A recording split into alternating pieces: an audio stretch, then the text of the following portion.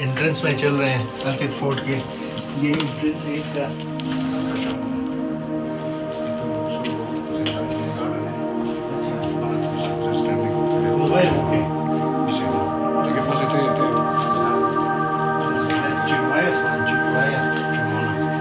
Standing grave है। Standing grave.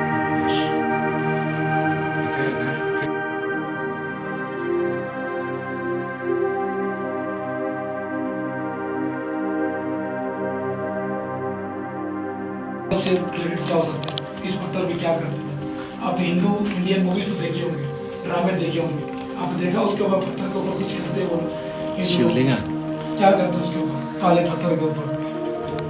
कोई Indian movie आज तक नहीं देखी आपने? पूछ ये शिवलिंग है मेरा ख्याल से। बिल्कुल, इसको लोग शिवलिंग कहते हैं, जबकि आम जबान में हुंजा जबान में इसको हम लोग हिंदू टिशिंग कहते हैं। इस शिवलिंग को, वो जो पीछे जो आपको बक्सा नुमा जो काला जो दिख रहा है आपको, वो है सहूर। सहूर के बर्तन पूरे साल भर का खाना पीना, ration stock in shape of गंदुम, गेहूँ, जेव, बाजरा, आटा, मकई, उस सूरत में साल भर का उसके अंदर स्टॉक करते रहे तारीख के अंदर। वो जो आपको राउंड राउंड नीचे साइन और सिंबल दिख रहे हैं, आपने नाजीज का नाम सुना होगा, जर्मन जो हिटलर जो दुश्मन जो हमला करते दुश्मन के ऊपर, वो अपने अलम पर ये सारे साइन लेके जाते थे। वो हिंदुत्व साइन है, उसके मुताबिक वो कहते हैं Swastika. Swastika means kind of दुनिया चार चीजों से मिलकर बनी है, हवा, आग, मिट्टी और पानी। ये चार चीजें मिलती हैं तो पूरे हिंदू मजहब को कहते हैं दुनिया बनती है। और जो राउंड सर्कल है उसके उसको उन्होंने यूनिवर्स से, कायनात से तशबीह दी है। आपके ये जो पिलरों में जो डिजाइन दिख रही है, जो क्राफ्टिंग की हुई है, वो भी फन पारा आर्किटेक्चरल तिब्बत आर्किटेक्चरल डिजाइन है, क्योंकि स्कर्दू बल्तिस्तान तिब्बत लद्दाख ये पूरी एक ही पट्टी है। ये देखें आप पीछे जो आपको स्टोर दिख रहा है, इस स्टोर में फल फ्रूट और सब्जियां साल भर के स्टोर करते थे, क्योंकि उस जमाने में भी इस जमाने में भी मौसम सरमा में यहाँ पे आपको फल फ्रूट और सब्जियों में मिलने में या उगाने में दिक्कत होती है, इसलिए उसको 12 महीने चलाने के लिए हर जगह पे स्टोर करते हैं। और आपको जो ऊपर रोशनदान जैसा नुमान दिख रहा है, जिससे हवा आ रही है और यहाँ से आपको रोशनी आ रही है रूम में, ये सब तिब्बती आर्किटेक्चरल डिजाइन है।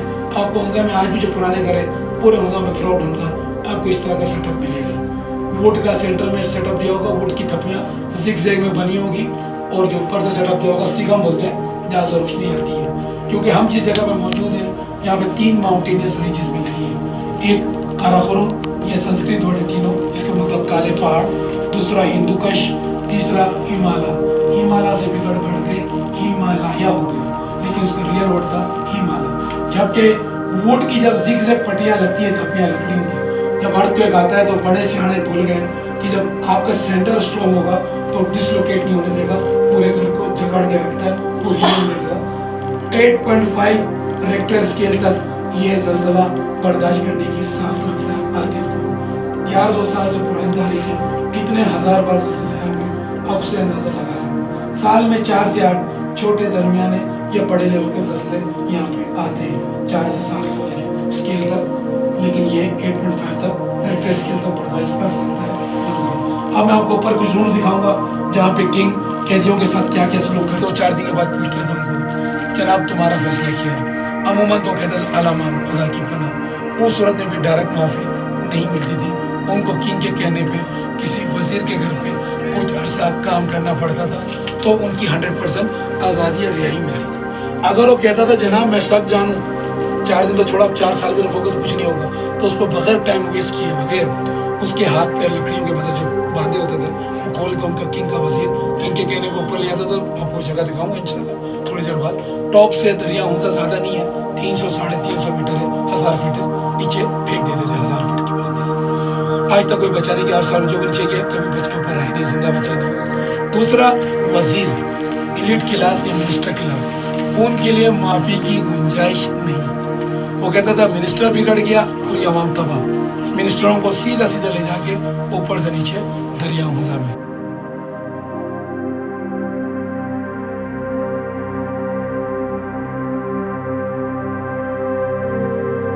मकासद एक ही जगह से हासिल की जाने वाले उनको मल्टीपर्पज़ रूम कहते हैं। यहाँ पे सिटिंग, डाइनिंग और बेड तीनों मकासद हासिल की जाते रहे तारीख के अंदर। जो बच्चे मौसम सरमा में रॉयल फैमिली में पैदा होते थे जनाब, वो जो आपको पीछे पहाड़ी जैसा बना हुआ दिख रहा है सीमेंट का, उस कोने में कहते हैं उनकी माएँ मौसम सरमा उनकी हिफाजत निगहदाश्त के देखभाल वहाँ पे करती रही। अच्छा जनाब, वही सेम यहाँ से क्रॉस वेंटिलेशन, फ्रेश एयर अंदर आ रही है, यहाँ खाना पक रहा है तो चिमनी से बाहर, सामने वाला स्टोर रूम फूड वेजिटेबल रखने का स्टोर। अब इस रूम की सबसे यूनिक बात, इस रूम को कहते थे सन डायल रूम। आप में से किन किन ने सन डायल का नाम सुना? सन डायल, हाँ, लेकिन वो टाइम कैसे बताते थे, वो उस कॉन्सेप्ट को क्या कहते हैं? सूरज की किरणों से, बिल्कुल जनाब, आपका जवाब करेक्ट। ऊपर सूरज की किरणें, कहते हैं बड़े बुजुर्ग सियाने जमाने में, सूरज की किरणें सामने दीवार पर पड़ती थी, कुछ उसके रिफ्लेक्शंस आते थे सामने और कुछ शेडोज या शेड्स बनते थे यहाँ पे। उन शेडोज और शेड्स की मदद से, एंगल्स की मदद से, जावियों की मदद से वो टाइम को पहरों में डिवाइड करते थे। कौन? माए, नानी या दादी अम्मा। वो बताती थी जनाब एक शेड बना है, इसका मतलब, इस शेड का मतलब ये सुबह का टाइम है, तो वो कमांड करती थी बहू बेटियों को, पोतियों को कि आप हमारे लिए चाय बनाएं। दोपहर का टाइम उनको शेड्स एंगल से, अगर दोपहर का पैर दिख रहा है तो उनको दोपहर का खाने का इंस्ट्रक्शन देती थी, शाम की चाय का या रात के खाने का। ये तो हो गया सन डायल। अगर आप सोचें कि उस जमाने में अगर सूरज ही निकला है और अगर बादल है तो वो क्या करते होंगे बादल के वक्त? ये तो सन डायल है ना, सूरज की किरणें आ रही है, अगर बादल छाए में तो वो किस तरह टाइम देखते होंगे? कोई आइडिया? बेसिकली वो अपना तजुर्बा यूज करते थे, साल की उनकी प्रैक्टिस थी और उनका काम यही होता था।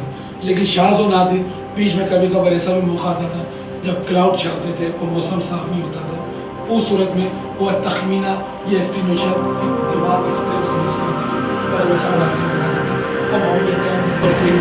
अंदर जाते रहो लेकिन गुफा घूम जाओगे। ये बेसिकली शावर हो और गुस्ल खाना। अब आप सोच रहे होंगे यहाँ पर तीन छोटे शावर को लेने के पानी आता कहाँ से? उनकी आवाम रियाया बाल्टियों में भर भर के पानी और लकड़ियाँ लाते थे ऊपर। अब पानी तो हो गया शावर के लिए, लकड़ियों का क्या काम? उनको गर्म करने के लिए पानी के, जो हॉट शावर। अब जब वो लोग शावर लेते थे वही पानी बाकेटों में डाला तो यहाँ से एग्जिट अखराज यहाँ से नीचे, क्योंकि नीचे ड्रेनेज नहीं है वहाँ पे। ये जो चार कोने की जो लकड़ी दिख रही है सेंटर में आपको, वो क्या हो सकती है? ये तो हो गया शावर रूम। वो कौन सा रूम होगा? ये बताओ कौन सा रूम होगा सर? ये स्टीम वॉशरूम। किंग और क्वीन एक्सक्रीट करते थे, पानी ऊपर से डाला, नीचे क्रॉस सेक्शनल पाइप, सीधा इखराज बाहर। अब आपको रूफ टॉप पे ले जाता हूँ।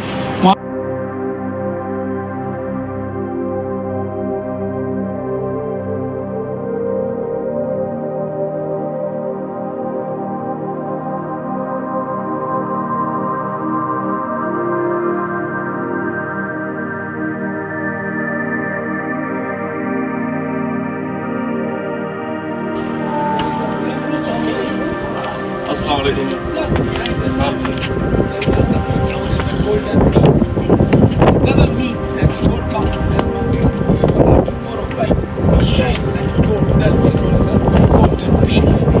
In the extreme blast in the 90-degree, that one extreme blast, look at my hand, full of covered with the clouds there, underneath the clouds. That one.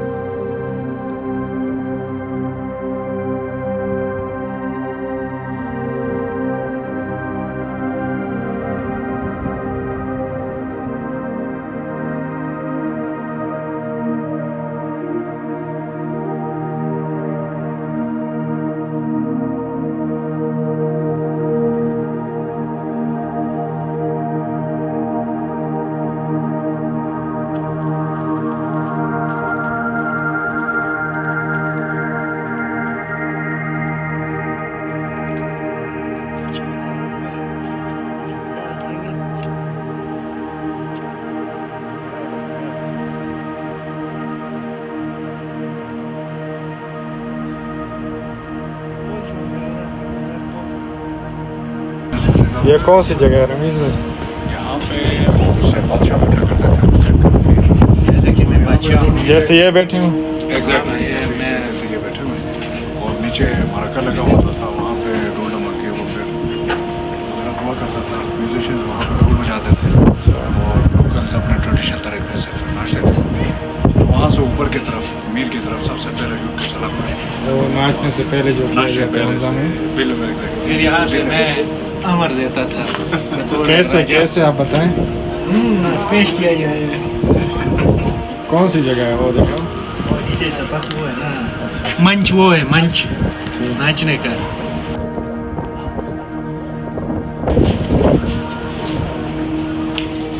पर एक पुराना पिक्चर है सन। अच्छा। वाह, पुराना एक वक्त में जो है तस्वीरें, कुछ यादगार तस्वीरें। यादगार तस्वीर। कुछ ऐसा बात होती है मुश्किल से फरी सामने की उनको पूरा फरी तो मैं सोड़ा 30 ये है जी ओरिजिनल फॉर्म है बाप्तित फोर्ट, कंक्रीट की दीवारें बनने से पहले।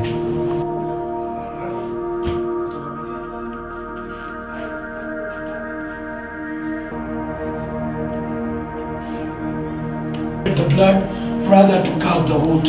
They just prefer the casting the wood rather than to shed the blood of each other. So when they cast the wood, one of the brother has won the election. His name was Sheboz. Akhlaq has lost. When Sheboz has won, then they ask Sheboz, now what you decide or what you want to do. So he's told them, I want another one fort for me myself. So they have built for him one fort on Baltit, which is nowadays known as Karim Abad. That one is on the height, is on the higher side, that area, and this area is on the lower side. Okay, so this one is the polo ground where they used to play polo, the same ground. Gardens, you can see cliffs, very steep cliffs. You see people how they used to do hard work. Now this photo, as you can see, in this photo, people have raised the swords. What you can imagine? Can you guess anything? What is happening in this photo? Any thought is coming in the back of your mind? What is happening? What they're trying to do? I mean, Dance. oh, dance. Okay, very well. Good guess. They are doing kind of a dance, but it's like a warm-up dance. Because that time, Nagar and Hunza, they were seriously enemies to each other. But then what happened? What happened?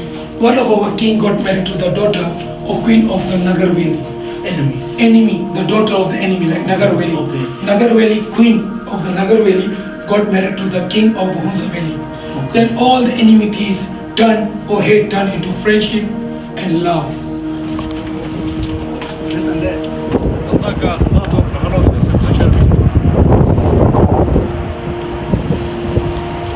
ये वो जगह है जिधर से सजाए मौत दी जाती थी।